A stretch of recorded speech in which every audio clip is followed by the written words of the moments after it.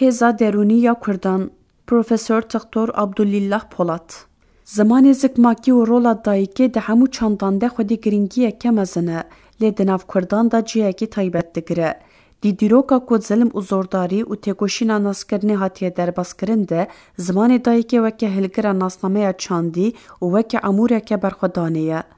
Di vê nivîsê de rola zimanê zikmakî û dayîkê di pêkvejiyana civakî û nasnameya Kurdan de hatiye lêkolînkirin.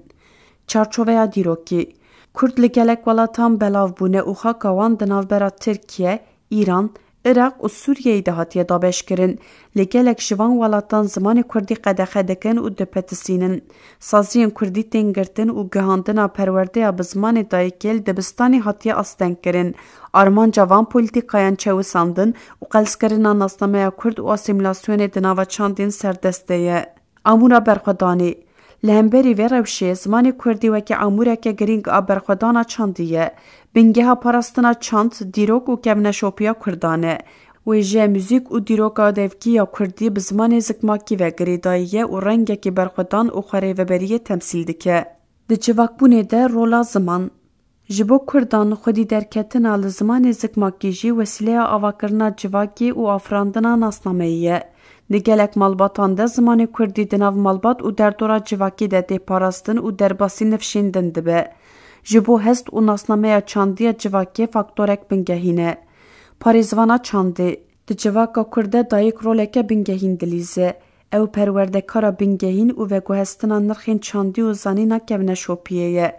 Bi stran, çîrok û rê û resmên rojane hem ziman û hem jî nirxên çandî û exlaqî ji zarokan re radigihîne.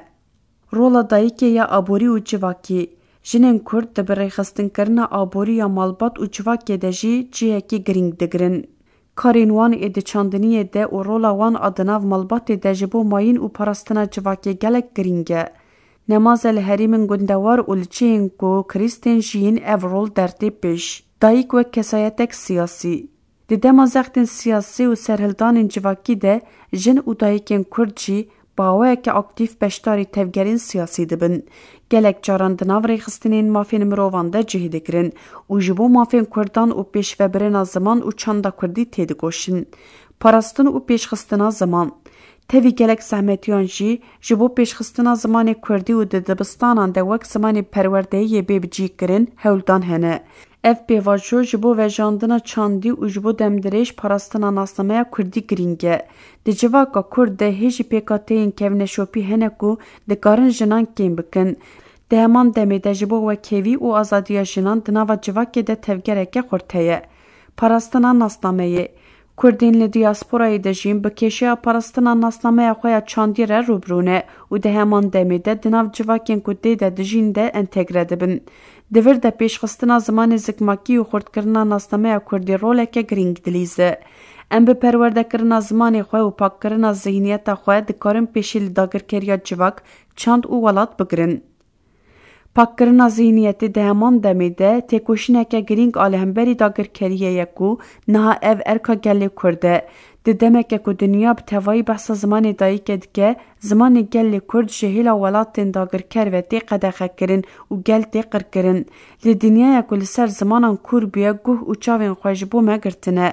Zimanê zikmakî di tevna civakî ya civaka Kurd de roleke girîng dilîze.